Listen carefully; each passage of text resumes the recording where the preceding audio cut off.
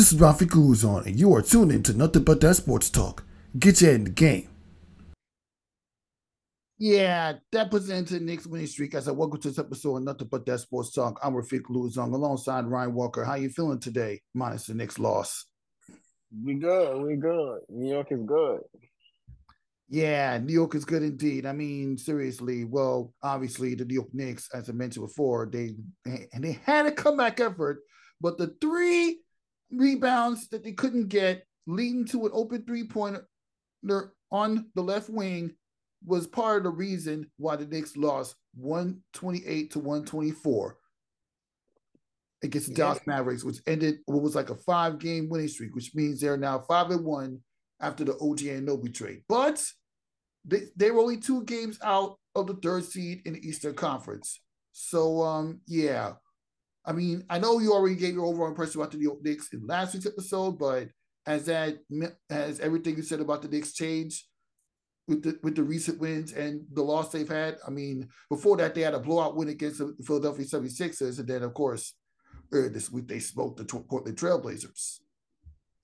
Yeah, no. Listen, the fact that the team is like that is that the reason they had a chance to compete. And like you said, they had some things at the end of the game that if they execute differently on, um, the game could be a different way. But guess what? Dallas Mavericks are a good team. Even without Luka Doncic, Kyrie Irving was there tonight. It would have been cool if they could have got the win without Luka. But Kyrie Irving was still there. He's still a big time player. They have a solid enough cast. They play well at home, and they jumped on the Knicks early, and the rest is history. And but that's a good team, and that's not a blemish or something to feel bad about for a loss. So they're still playing good basketball. They played well. They battled back. I think the trade worked out well. Like I said, in both ways. I'm happy for what RJ and Quickly. Every time I turn around the stats, they're playing very well, which they are. It's inevitable. Even on their bad nights, they're gonna have opportunities because there's more shots for them to have over there. And Knicks did well in the trade. Let's see if they could grab something else with it. But they got another game coming up real soon. But losing to the Mavericks is not a bad loss, especially since they battled back and they've been playing good basketball ever since. Yeah, exactly. I mean, the Mavericks, even though they did miss the playoffs last year, they finally get adjusted to playing with the duo Kyrie Irving and Luka Doncic. Luka Doncic is out because of an injury, but Kyrie Irving literally carried the Dallas Mavericks team from start to finish. He put up 44 points, and then Yeah. every time the Knicks had made somewhat of a comeback effort, it's like the guy literally started knocking down shots. And well, give credit to the New York Knicks. They were really doing a good job of getting after the rebounds and the hustle plays up until, of course, that final possession where after Jalen Brunson made after Dante DiVincenzo making a 1-point game, the 3 offensive rebounds was the Mavericks picked up, turned the tide for the game for good. Yep, that was it. Those were a couple of plays that we didn't execute on wise to get that rebound. As our demise. But listen, they're playing good basketball. I like what I see, man. Yeah, you gotta like what you see indeed. But as we go forward to the schedule, but as we go a little bit further to the schedule, they got the Memphis Grizzlies coming up. And after the Memphis Grizzlies, they got an MLK Day game against the Orlando Magic. And also later in the month, they got opponents like the Miami Heat. They got the Lakers, they got the Indiana Pacers, and that's just to name a few within the next month before we get to the All-Star break. So, yeah, anything can happen between now and then, but I'm liking the Knicks' chances of getting into the top 3 and hopefully giving themselves a good chance to get to the conference finals because that's my ceiling for them right now. You know, I want to give it a little bit more time to watch it. The potential is there. Um, they certainly. I think Philadelphia and Milwaukee are still better teams, They're not playing better basketball than us right now. And the Knicks are very capable of beating them. The Knicks are not capable of beating the Celtics. I don't think anybody's really capable of beating the Celtics in the Eastern Conference, period, or quite frankly. But if things work a certain way with seeding and how they're playing, and I don't know if they grab somebody else, but even what they have now, the way Milwaukee's struggling defensively, and the way and the Knicks are not afraid of the Sixers. The Knicks think they can beat the Sixers, and they prove they can beat the Sixers. So with that being said, they can be a conference finals team, but I still want to see a little bit more. Like you said, I want to see how they look 2 weeks after the All-Star break.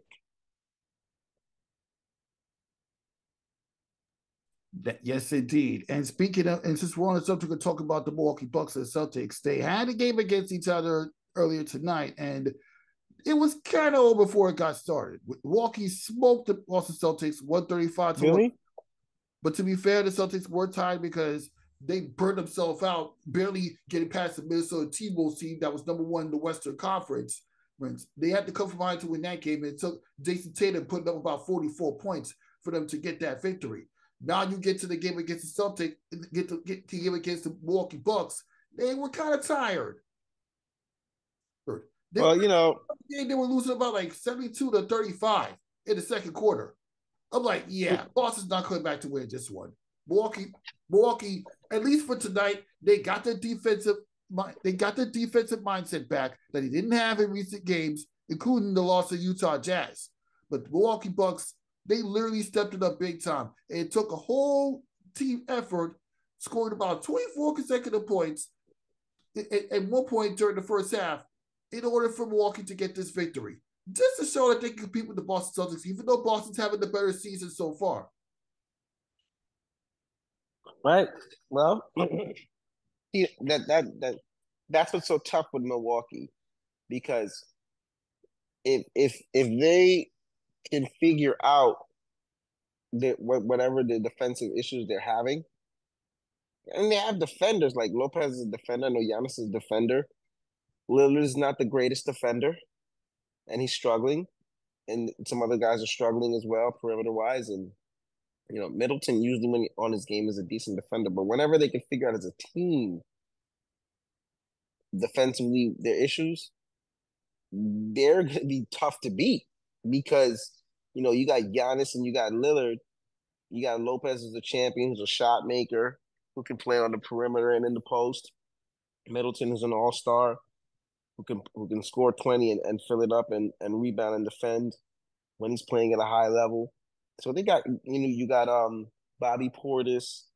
You got good players on the team and championship guys that when they're playing Connaughton,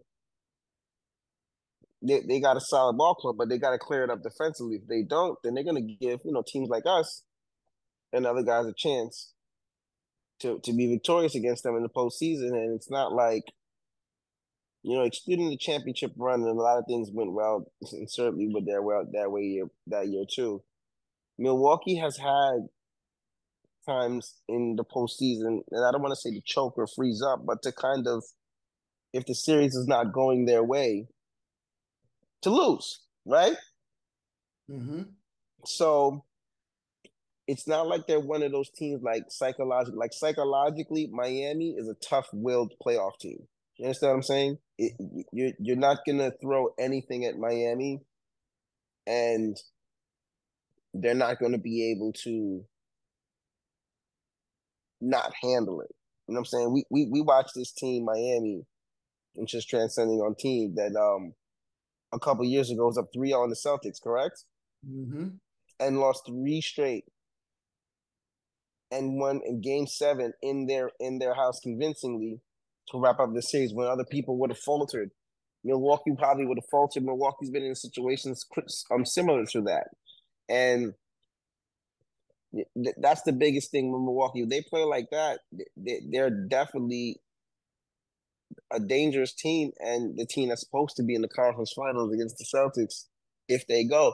If not, they will give the teams like Knicks and the Sixers an opportunity and a chance to get in there, preferably us. Yeah, exactly. And let's not forget, and again, the Milwaukee Bucks defense stepped up big time tonight. Like, and if they can play like that when postseason comes around, they'll definitely you can definitely see another finals run for the Milwaukee Bucks. But Correct. not to stay consistent. That's it. That's their biggest problem right now. Yep, that's literally the biggest problem indeed. Now we get into some college basketball talk. As this week we had some upsets brewing with Nebraska taking out Purdue and then Iowa losing as well. So yeah, we thought about the number one and number two upset teams in the country this weekend upset. Oh yeah, your Duke Blue Devils defeated Pittsburgh. I just hate to sound like a broken clock with this. College basketball is just so open, even with top dogs. Iowa State defeated number two Houston. Houston Cougars were number two in the country. You know that's going to change with that loss. Yeah, there's too many good hoopers everywhere, man, and these programs got players, and that's how it's going to be all year with the top 10. I'm telling you, man.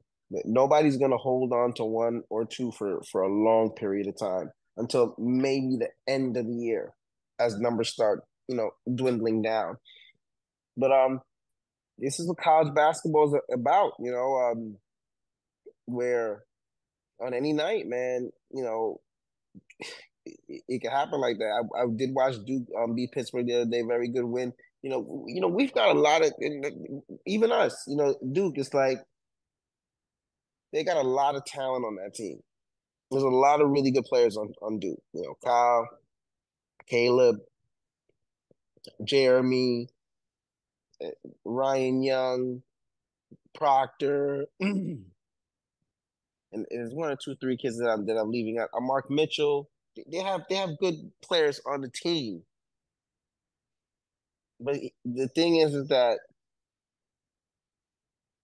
on some nights they'll play really, really well, and you'll be like, you know what? That's a Final 14. And another nights you'll be like, Jesus Christ, But it's college basketball, so in the regular season, this is how it's gonna go. It's great. It's great to see it that way. The competition, you gotta play every night. Not your jersey name no more. You gotta play every night, and it's gonna keep going like that all year. It's gonna make it really fun for the conference tournaments and for March Madness. Yeah, exactly. And to continue to talking about the upset parade as well, Kansas lost to UCF last night. Did they really? Yes, they did. They lost about 65-60. Jalen Siller had about 18 points. So, and that was more than enough to carry UCF Central Florida to a victory over Kansas. So, wow. Aaron from Balls Journal, please sit down. Wow. You see, that's another example. Kansas is a blue blood. They're a very good team, great program. There's good kids down there. But on any given night now in these college basketball with the talent and coaching so good, all spread out all across the board, Central Florida can beat you. A team can, would you be like, they can beat you. Conference play is in effect now, and this in the top conferences, the Big East is the ACC, the SEC, the Big 12, the Big 10, the Pac 12s. All these conferences, A10, Mountain West, SWAC, WAC, whatever you want to call it, MAC. All these different conferences are going to have a lot of jostling at the top in their conferences on the middle because all the teams are pretty even. Yeah, it's evenly matched, especially the Big East, because you got three teams now 4-1 to start Big East play. And one of them just happened to be St. John's, who barely held off Providence yesterday at the Garden. 4-1 in conference, though. You see that? 4-1 in conference. Held off Xavier on the road to prevent what would have been a crazy upset. St. John's at the very least is a three-way tie for first place in the Big East. St. John's have not been this good in a while. Congratulations for the job he's doing, making sure this team is put together, especially Joel Sereno. If that goes to fruition, you might see St. John's hold the Big East championship at the Garden later this year. That'd be great. Just like you said, shout out to Joel Soriano, the former Fordham Ram, transfer St. John's now, playing good basketball. The guys they're playing good team ball. They're starting to get it and buy in. The conference is right there. They can do it. I'm not gonna say it can't. It will take an uphill battle, but I tell you, if they pull off the Big East tournament in the first year for Tino there, this city might flip backwards. Yeah, let's not forget you got UConn, one of the top teams in the country to contend with. I mean, they yeah. you almost defeated UConn a few weeks ago, but they lost. So remember, you're not even so much. Then you have Marquette in the Big East. I mean, the Big East is you know how that's a nasty conference. Yeah, speaking of Marquette, Seton Hall. They're ranked number 11, but they're 2-3. Seton Hall. Seton Hall, they're 4-1 as well. We can't sleep on Seton Hall. And remember, Marquette won the conference last year, didn't they? Yeah, they won. UConn won the national championship, the one that matters the most. But Marquette won the Big East tournament. Exactly. You see my interviews at Big East Media Day. I'll need to tell you what these kids were thinking about going into the season. Yeah, man, that's a nasty conference. That conference tough.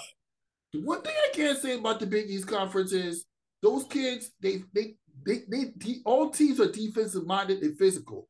You have to make the right defensive plays in order to come out on top. I mean, seriously, even Cooper State, the college where Abigail Wise, the lady I interviewed earlier this year or last year rather, they couldn't hold a candle to Georgetown. Yeah, Butler. There's a lot of good teams in that conference that it's going to be. And of course, St. John's too. Of course, they are the pack, but that conference is just. There's a lot of good teams, and when that conference tournament comes down, that end of the year, I'm pretty sure you'll be at the A10 and on Barclays, and I'll be at the Big East in the Garden, and we'll see some good games, and these conferences are wicked. They're wicked conference. Or if the ACC might be in Barclays, they might they're probably doing Greensboro, who knows? But there's going to be some good conference tournaments, and it's going to be like that too. You're going to turn around one week and you tell me, Ryan, Duke lost. And I said, Duke 3. Listen, the conferences are nasty right now, and there's good teams all around, and there's good players all around. As we can see, in general, the shape of college football, basketball, NBA, and NFL, with the whole everything, with the whole culture, coaches, players, everything is changing. And I know we're going to get into other things about that as well too, with college football and everything. So with different coaches being like, there's no more Coach K's, there's no more Roy Williams. I'm saying there's no more Jim Calhouns. I'm saying those guys, the older regime, they have moved on. They got different guys at the program now, and with all of that changing, and guys having their own philosophy and programs changing. And not saying changing, just evolving. You know what I'm saying? It takes an impact on the game. Like, hate to bring it back to Duke again. From hindsight, and everybody said, "Oh, Duke's supposed to be so good." You got to remember, we had a coach there that was there for over 30-something years. They had a way that they was the philosophy that they was going about going that way for years. On top of the talent and the recruiting that they brought in. Now, granted, the coach that's there now is a player of the coach who left, and he was on the staff with the coach when he was there as well too. So I'm pretty sure there's a lot of things he does because that guy does that way too. But there's things that he does his way as well too. Mm-hmm. With being John Shire, so and a national champion at Duke, I think maybe as a player and a coach. Now, on top of that, he's got to get his guys. They got to recruit. We see how the recruiting is changing now with them, and you see what's coming in the next couple of years. Now guys are going to turn around and going to say, "Oh crap, here comes Duke." Yeah, they coming in slowly but surely. Especially when And the flag comes into the college basketball landscape. I pledge allegiance to the flag. that's right. And you literally carrying a flag with you, fam? Yeah, my word. I pledge allegiance to the flag. And let me tell you something. But it takes time, for things to work. So you're gonna see nights where, Hubert Davis is the coach at North Carolina. Roy Williams is not there no more. He's had good times and bad times. He's brought North that team Carolina to a did pick national. up, North Carolina did pick up a big win against NC State early this week on the They're road. good. And they got New York kids down there too. Listen, college basketball is good right now. It's great that it's like this. It's phenomenal. Mm-hmm. Yep, it's great. It's great that it's like this indeed.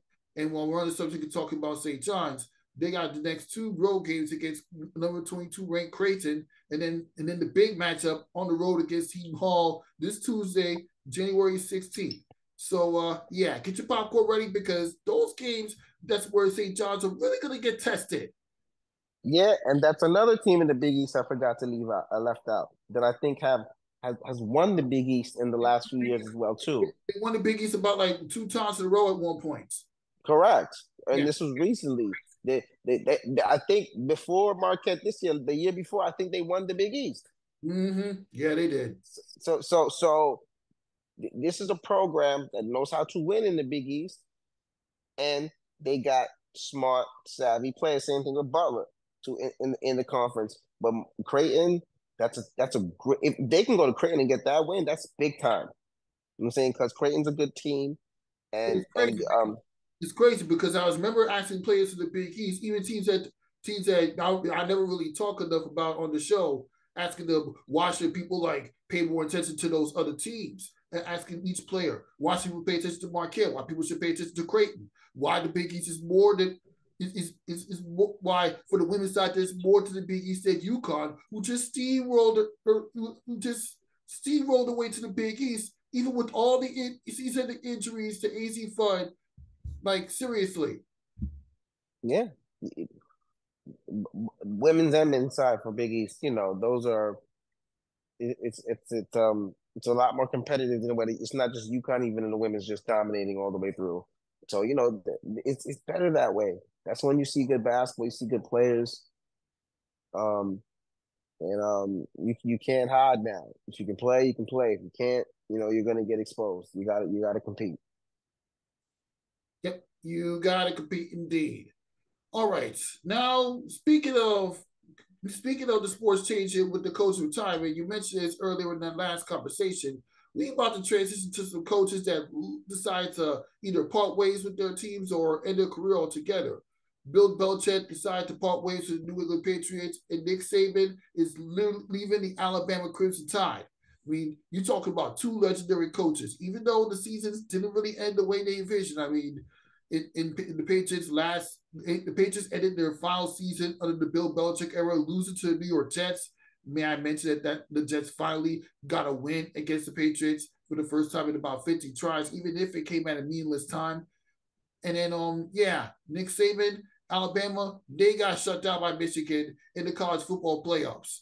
So, yeah, we're not, but we got to give respect where respect is due. You talk about two of the most winningest coaches in the history of our sports that we watch. Nick Saban, 6-time national champion, even won national champion with LSU.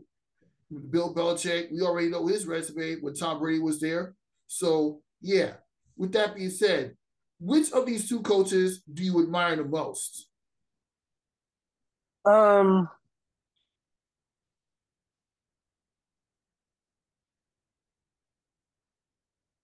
And what are your overall thoughts? well, hey, listen, it was it's that time. Nick Saban and Bill Belichick are not young guys no more. They've been coaching for a while and they've won and at the highest level for their levels. and great Hall of Famous careers. Um, I think the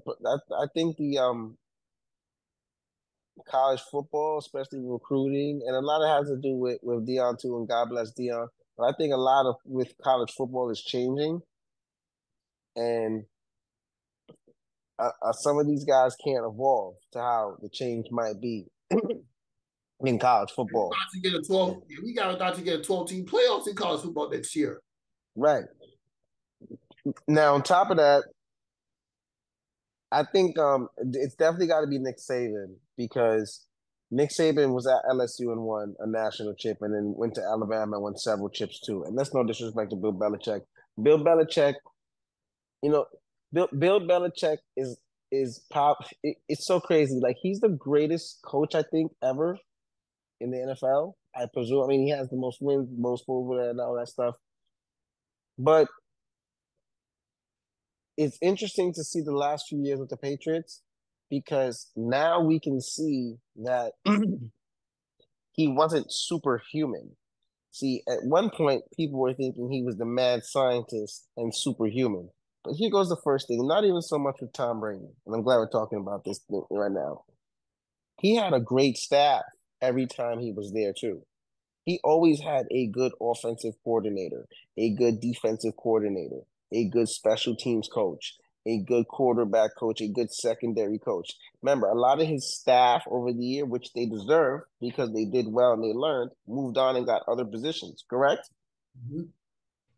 So as you lose that over time, the consistent cog that we clearly can see that was the cog for you winning was Tom Brady. When that last piece over those years, after all those coordinators move on, and then Tom Brady moves on, now you got to do it and start over again. And it hasn't worked out. He didn't do well the last few years. When he was with the Cleveland Browns, he did not do well neither. He didn't leave the Jets on the good terms. Did nothing here pretty much at that essence. Now, his success early when he was on other staffs, but his success was as a defensive coordinator with the New York Giants, right? Not the head coach, because Parcells was the coach. He's as a coordinator. So in the last few years, he hasn't done well. And I know he doesn't think that he's going to do any better than this, especially at his age. So definitely Nick Saban, but big shout out to Bill Belichick. Great career. It's about time the Jets beat them. So if we had to go out on that note, it is. You've been kicking their butts for all those years. You can go out on a bad note against them, and call it. It's time to just move on. It's a dawn of a new era there. But you know what? This is what really shows who's the real New England fans, especially those guys that live in New York, not the people that live in Boston and New England area. In New York, you're gonna see who are the fake and the real New England fans now, because they're gonna stink for a while. And you know what's so crazy? If you take away Tom Brady from the Patriots, the New England Patriots never won a Super Bowl. Never, ever won a Super Bowl. That's like if you take away Michael Jordan from the Chicago Bulls in the 90s, they have nothing. The Bulls are not that great of a franchise. Come on, they're not. Which is the truth. No, and what you said is the truth. Excluding the 6 years with Mike running with the Bulls. I mean, of course, the '80s, Mike was always the man. But excluding those 6 years where they won those rings, and excluding like a few years with D Rose, D Rose had like a nice 3-4 year era. Yeah, when he got into the conference finals, we got blasted by the Miami. Well, not really blasted. They were some close games in that series, but Miami. But Rose had a nice little 5-year era. Mm-hmm. Before he injured his ankle, and he was useful for the Knicks. But yeah, we already talked about that. What else did the Bulls? What did the Bulls do in the '70s? Nothing. What did they do in the '80s? Nothing. But you win nothing. You said it yourself with Patrick Kim on the show. You educated him. You told him Michael won nothing in the '80s. Nothing. Everything What the Bulls nothing. started was in the 90s. After Michael Jordan his second retirement, the Bulls didn't well, they had some playoff appearances, but they can't win anything anymore. Well, actually, can't really say that because eventually Chicago's gonna get a championship without post Michael Jordan era, but it's gonna take a lot of reconstruction, a lot of timing. I Not, hear you. They blowing the team up and rebuilding again. but getting back to the Bill Belichick story, yeah, you Mm-hmm. got an interesting point. All the success of Bill Belichick as a coach revolved around Tom Brady, Yep. and he made. I mean, he coached Tom Brady to the peak of his NFL career, and that Yeah. success that he brought to the New England Patriots, he carried that to the Tampa Bay Buccaneers until he couldn't really do it anymore. And then he had it so good because you have to remember when he had Tom Brady, especially when Tom Brady got to the twilight of his career, remember second or third year in, Tom Brady was so good with the coordinators and so great with the offense that he can get to the line and he can call the plays himself. Like they'll give him a spreadsheet of plays and they'll say, "Hey Tom, these are your 5 different options in the play." And if he got to the line and he didn't like what he's seen, because he's Tom Brady, like Peyton Manning, those guys they get the the cadence to do that.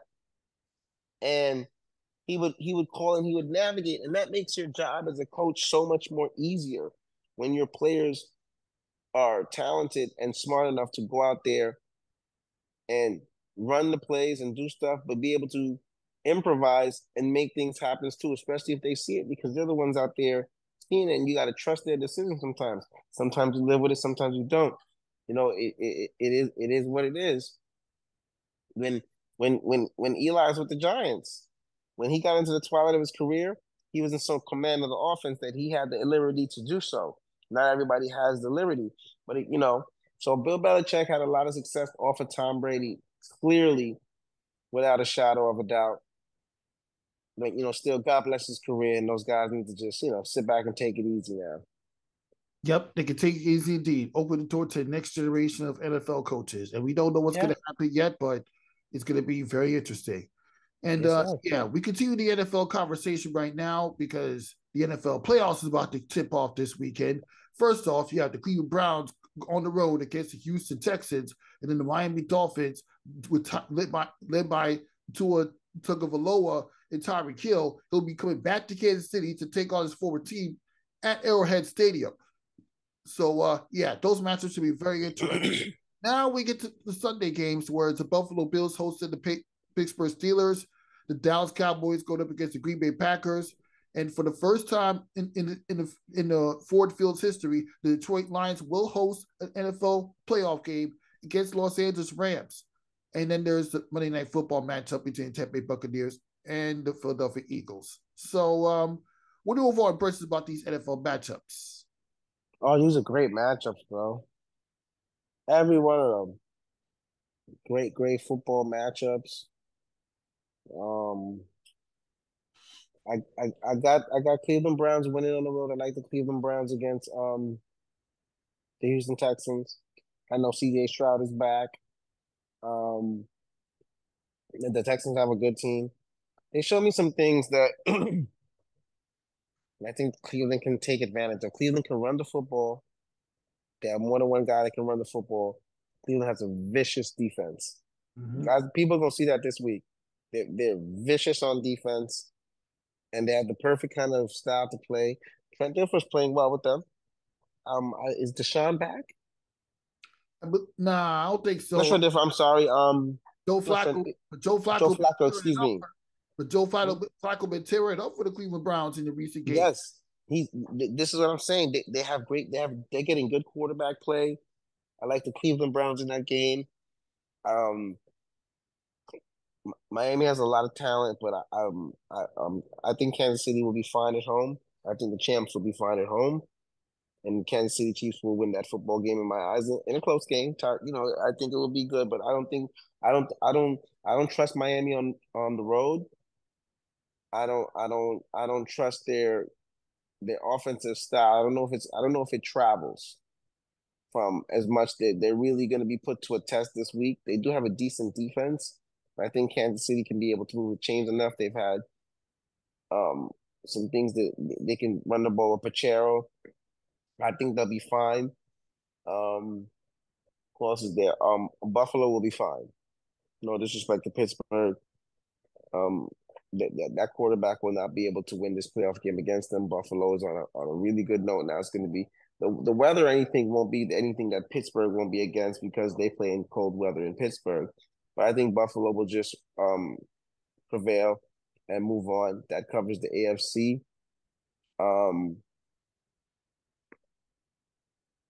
Dallas and Green Bay. Let me tell you something about this one, and listen to me clearly on this one. Dallas, I have winning the game, and Dallas should win the game. Mm-hmm. They're good at home. They're undefeated at home, 8-0. They should win the game. But I'm gonna tell you this right now: they better be careful because the Green Bay Packers actually are playing decent football.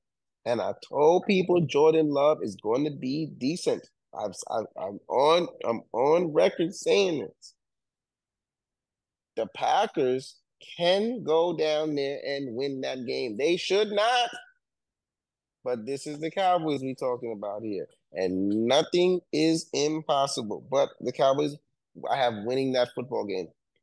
Because because my prediction is going to be that the Cowboys are going to win.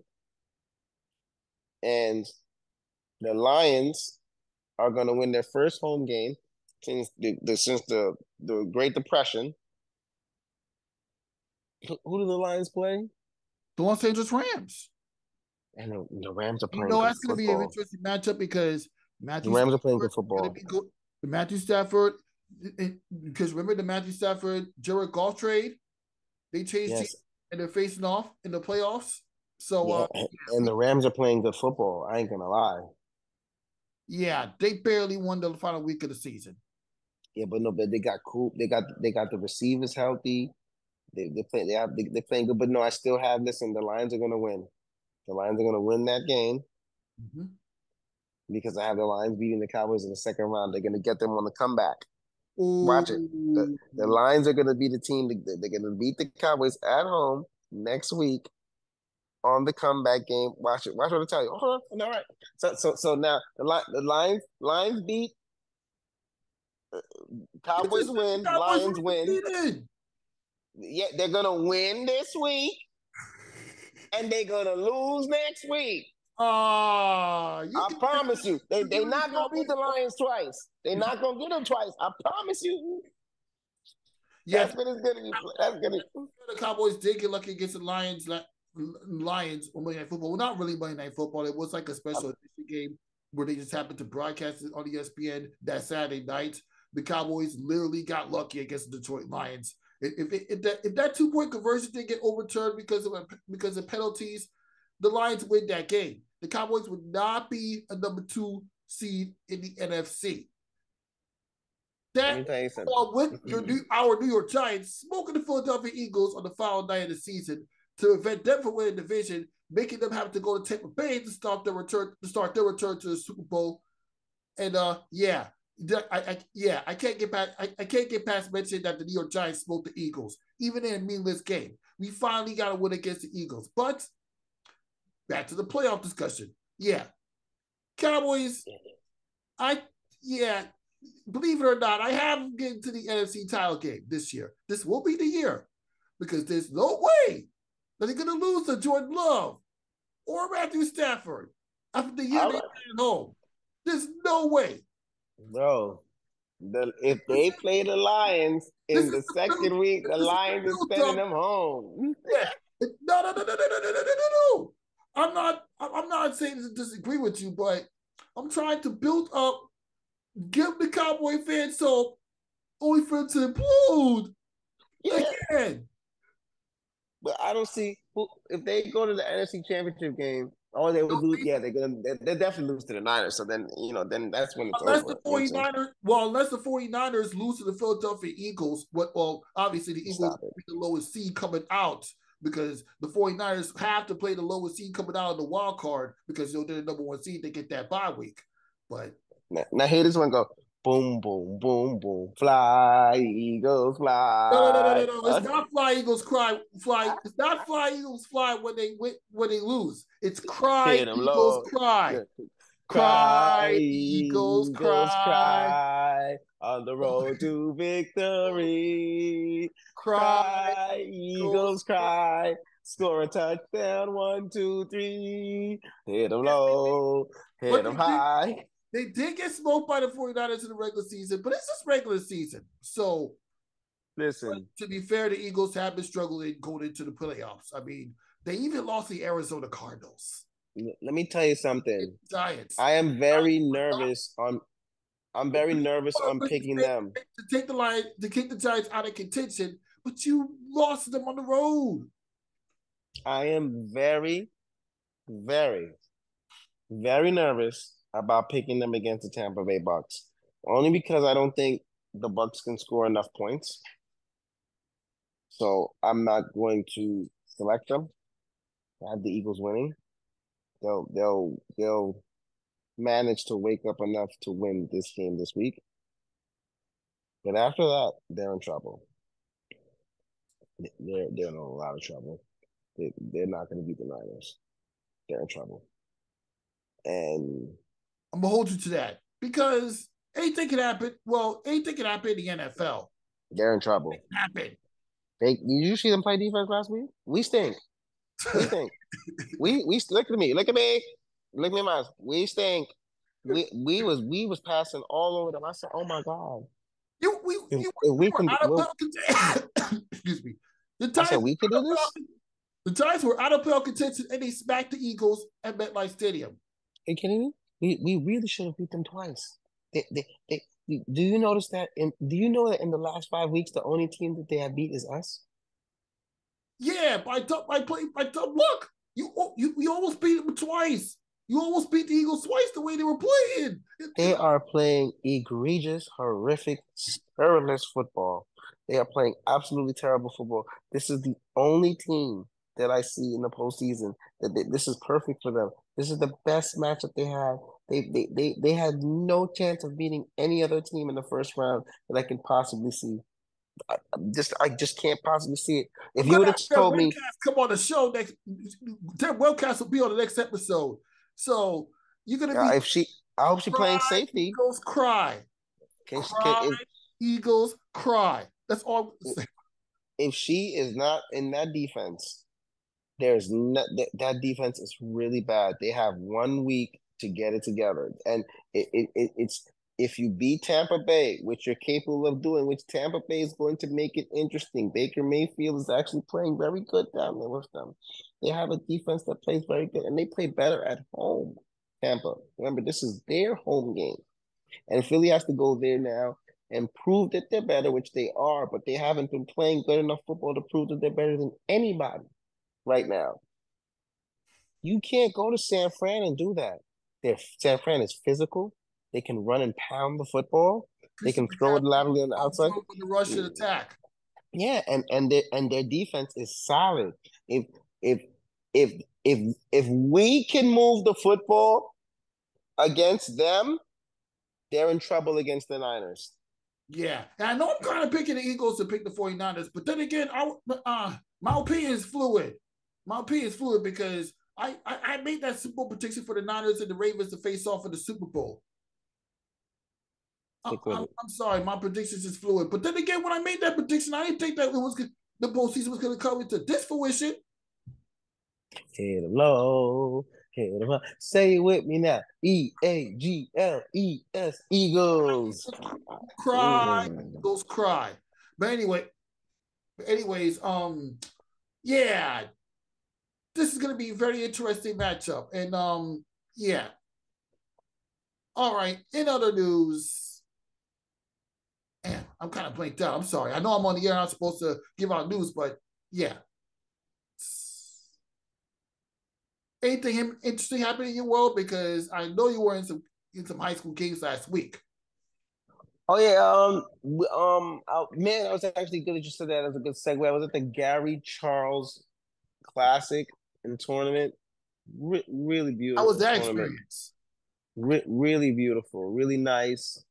I wish I could have been there for both days because the second day had really good games on the card. But I was there the Saturday, the opening day. And that was the later in the afternoon, that's when the rain had started. The little storm that we had going from New York. On Saturday night, So that Saturday. yes, and So you got an excuse to make Mr. Nike Switch Classic, which take place at Christ the Kings.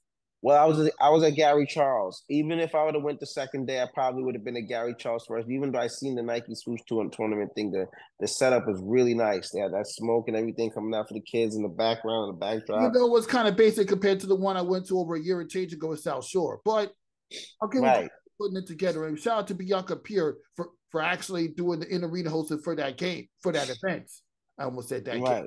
because it was a 5-game event. But I kind of remember seeing South Shore women go down to Christ the Kings. Yeah. Seems like you can't win them all. You seem like you can't win them all, Ariel Little. Did South Shore lose? Well, I did see on the score that they lost to Christ the Kings.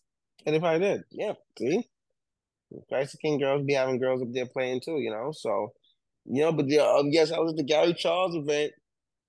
Great day. I was there with I Love B-Ball. My man Rodini, we did some interviews, some recording. It was pretty good. We got to talk to with a lot of the players. So that was very good. I was gonna go back to Sunday, but I was there with the kids, and I was really busy this Sunday, so I really couldn't get around.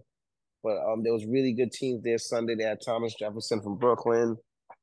They had Bayshore from out in Long Island. That's a good team. They had also, man, there's so many good teams. Cardozo was there. All the good teams was really, really playing the Sunday, but there was really good teams playing the Saturday as well too. So there were some good teams there. Really good tournament, really classy. Shamla is a beautiful school. I forgot how really beautiful it is, man. That them kids, they going like to a college. You know what I mean? Really beautiful court, sparkles. They had the top of the nice little. It was a really nice facilities. The people were great. They treated us great, so it was a good tournament. And shout out to Gary Charles and I Love B-Ball for what they did. It was really, really phenomenal. And got something I might be doing with the New York Court Kings coming up soon. And crunch time starts next week, Sunday, January 21st. We'll be back in rock and roll. We have an event we're doing on February 2nd, 2024 too. It's a middle school showcase, which we'll be promoting and putting up big time. We're gonna have some top schools come out from the middle school vibes that we're gonna be doing work for around that time. So 2/24/24. That's in. So I was at the Gary Charles event. It was very good. Like I said, this weekend, I'm supposed to be actually at Hempstead and Kennedy Park. One of these the gentleman that was a pillar in our community named Arthur passed away a few years ago, and they're doing the first annual event for him at the Kennedy Park. So it's going to be like a middle school game, a little all-star showcase game, and then an older kids game. And they're going to be doing that this Sunday. So I know I'll be out there with that. So everything is just, basketball's picking it up. It's that time. We're already organizing the trip to Canada for August for the Peace Tournament, which we can't wait for. So, just one day at a time, just keep working, right? Mm-hmm. Yeah. Now, on to my end, earlier this week, I mean, I'm not going to say what any future events, but I mentioned Bianca Pierre was doing the Nike Sports Classic, and I'm about to have her be a contributor to Nothing But That Sports Talk. I'm not going to get into too much details of what it is yet, but what I can tell you is when Bianca comes back, you're going to be in for something crazy, Ryan Walker. As you always see, after what you saw in 2023, you can't sleep on Nothing But That Sports Talk now. That's right, brother. 2024. It's up and in store. You know what I mean? Rafique the Freak. That's Yeah, I right. don't want to make no surprises or any promises, but I will tell you this. I'm working on getting Bianca be a contributor on the show. So I'll make sure she listens to this because, it's going to be very interesting. Absolutely. Absolutely. All right. Well, that'll end this episode of Nothing But That Sports. So thank you for stopping by, Ryan Walker, and I appreciate you for coming on. And Absolutely. Appreciate you. And looking forward to the NFL playoffs and all the other stuff that's going to go on later this month. Will be in WNBA free agency.